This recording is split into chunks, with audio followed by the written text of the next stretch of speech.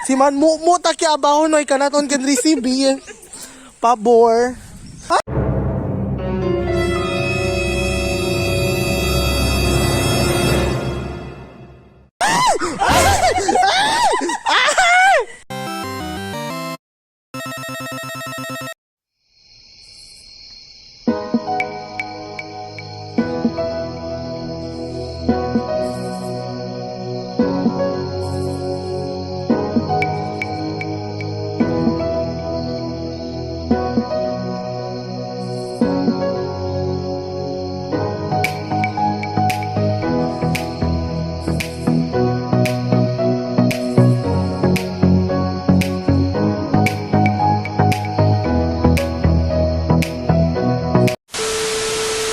Hello, si Plakins de Talama.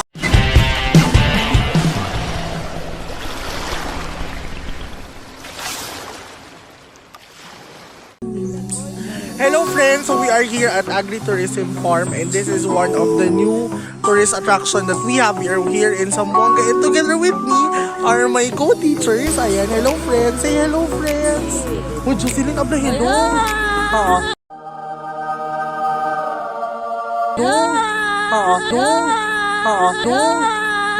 So we will be touring you around in this Agri-Tourism Farm and we'll do a review later pagkatapos ng tour natin dito. So I hope na magugustuhan nyo yung tour natin na ito.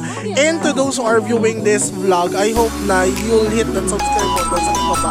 And please don't forget to press that notification bell for you to be notified every time I upload my videos. Yun lang.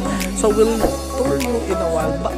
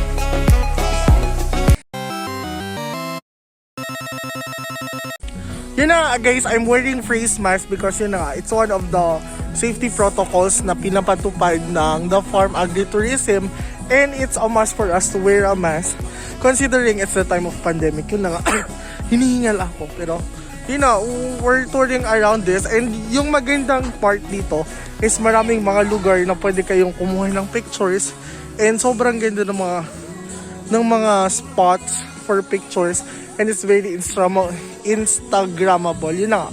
Considering the entrance, it's at 100 pesos. So yun na masasabi ko, it's worth it. It's worth the price. And it's very much enjoyable. And dapat kasama niyo yung mga friends nyo para masaya din kayo.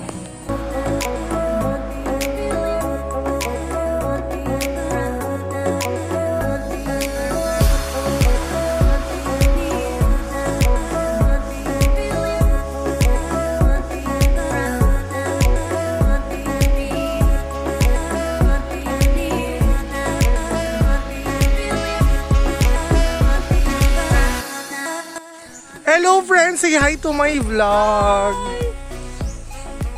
Panawang vlog kita sa akal naman na si Angie. Yun na nga guys, we're touring around this Agri-Tourism Farm. This is a new... Saba sa Talama? This is a new tourist attraction situated here in Curuan. Curuan is a town, a barangay here in Zamboanga, and it's very far. So if you want to travel or if you want to visit here from town, kailangan nyo magbaon ng extra pasensya. Yes, extra money. Oo. Senyor la Virgen. Oo. effort guys, ito ang dinadaanan namin. Si man muta kya abaho no ikanaton can receive pabor. Ay! Ay! Ay! Mama, bolbiayo. Ay! Agay! Ay! Guys, ang ganda ng place. Oo.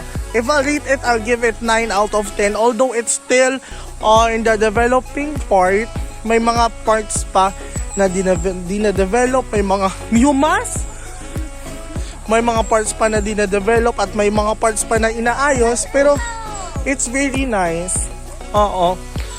Yun nga, and isa sa mga magandang bagay dito is the place itself is malamig. Yes. Di ko lang alam if it's for, yun na nga, siguro sa altitude ng place na to, yun na nga, malamig siya. Malamig siya, and ang ganda, nice talaga yung place.